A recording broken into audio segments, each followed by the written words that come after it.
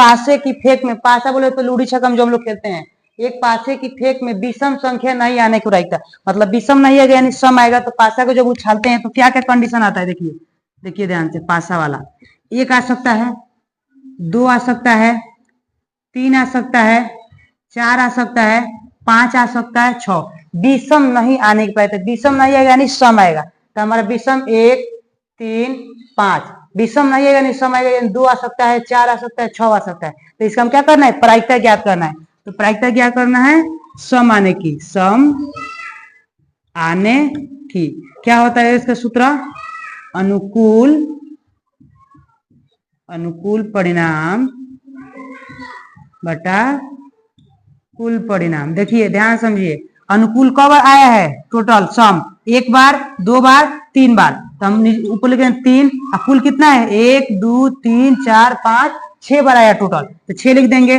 3 दूना 6, यानी 1/2 देखिए किस में आया है, यानी बी नंबर आया है। तो B is the right answer. अब 10वां नंबर क्वेश्चन पढ़िए। 10वां नंबर क्वेश्चन कह रहा है कि पी बराबर 0.4, तो पी नॉट का मान क्या होगा। इसका आप लोग फॉर्मूला याद करना पड़ेगा। देखिए ध्यान सुनिए, ये होता है मेरा प्रायिकता होने की प्लस प्रायिकता नहीं होने की प्रायिकता 1 के बराबर है। तो प्रायिकता होने की कितना दिया है कंडीशन, 0.4 दिया है। तो हम क्या लिखेंगे, 0.4 लिख देते हैं। देखिए यहाँ पर लिख दे रहे हैं, प्लस है तो प्लस पी नॉट हमको बताना है, यानी प्रायिकता न होने की प्रायिकता न का मान बताना है, मतलब नहीं होने की। तो जिसको निकालना है उसको एक तरफ कर लेंगे, आज जिसको जो अचर उसको भेज देंगे उधर, यानी 1 माइनस 0.4। अब बताइए मेरे को एक बात और, क्या 1 को हम 0 पॉइंट ऐसा लिख सकते हैं, 1 के बाद 1.0 माइनस 0.4। अब एक काम कीजिए, इसको हाथ से 10 हो जाएगा, तो ये कितना बच जाएगा, 0 बच जाएगा। तो 10 में 4 जाएगा तो कितना हो जाएगा, 6, यानी 0.6। देखिए 0.6 किसका आ रहा है, यानी ए आ रहा है no, A is the right answer, 0.6 आ गया। यहाँ पर देखिए इसका स्क्रीनशॉट ले लीजिए कैसे बनाए हैं। उसके बाद अगला क्वेश्चन पर चलते हैं। अगला क्वेश्चन ध्यान से देखिएगा, निर्देशांक ज्यामिति में का है क्वेश्चन। दिया है इसमें कि बिंदु -4,3 की स्थिति किस पद में है। पद बताना है कि प्रथम पद में है कि द्वितीय पद में है कि तृतीय पद में कि चतुर्थ पद में। पहले हम कंडीशन बना ले। देखिए ये मेरा क्या होता है, तो ये ग्राफ होता है, ठीक। इसको हम बोलते हैं x dash y dash.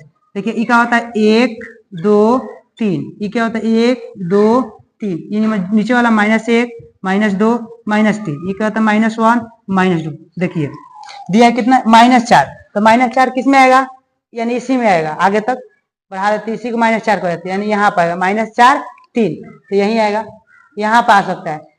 x का मान -4, x का मान -4 यहाँ आएगा, ठीक। y का मान कितना है 3, यानी y का मान यहाँ पर आएगा। जो बिंदु किए हैं इसको बोलते हैं प्रथम पद, इसको प्रथम पद, इसको द्वितीय पद, इसको तृतीय पद, इसको चतुर्थ पद। तो कौन पद में आ रहा है, देखिए यानी द्वितीय पद। कौन सा पद, तो द्वितीय पद हमारा सही होगा। अगला चलते क्वेश्चन। अगला देखिए, ये रूट तो देकर घबराना नहीं है, ठीक है। रूट वाला दे दिया है ना कि 2√3 -2 रूट -√2 दिया है। चलिए -√2 दिया, मान लेते हैं -√2 दिया है, ठीक है। इसको हम बनाते हैं इसमें, देखिए ध्यान से।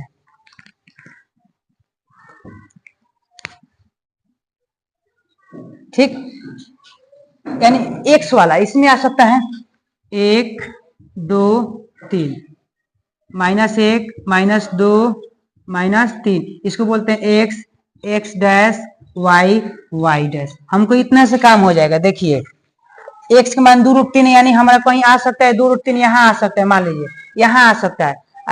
y का मान कितना है √2, यानी हमारा पॉलर चतुर्थांश में आ सकता है, यहाँ पर करीब आ सकता है। कौन, ये वाला √2 देकर घबराइएगा मत, ये वाला आ सकता है। x का मान कितना है प्लस में, तो प्लस हमारा इसमें आता है, तो ये वाला प्लस होगा। y का मान कितना -√2, तो y इसमें आएगा -2, यानी प्रथम पद में। कौन होगा, प्रथम पद में, ठीक। अगला क्वेश्चन चलते हैं।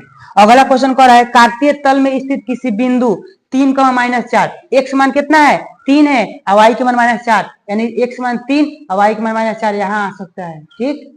यहाँ बढ़ा देते हैं इसको, कितना हो गया यहाँ नहीं आ सकते। देखिए कितना दिया है 3 का -4, तो -4 कितना आता है, इसको अगर बढ़ाएंगे -1 -2 -3 -4।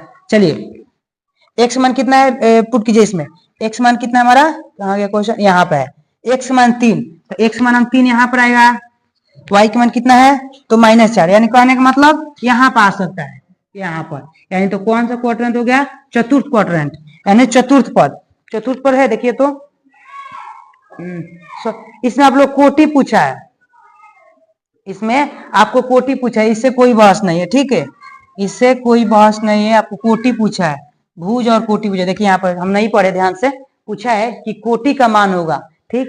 हम कोई भी बिंदु लिखते तो कैसे लिखते हैं, 3, -4। पहला x होता है और दूसरा y होता है। x को हम लोग बोलते हैं भुज, ठीक, और y को क्या बोलते हैं, y को हम लोग बोलते हैं तो कोटि बोलते हैं। क्या बोलते हैं, तो कोटि। हमको क्या पता, कोटि का मान होगा।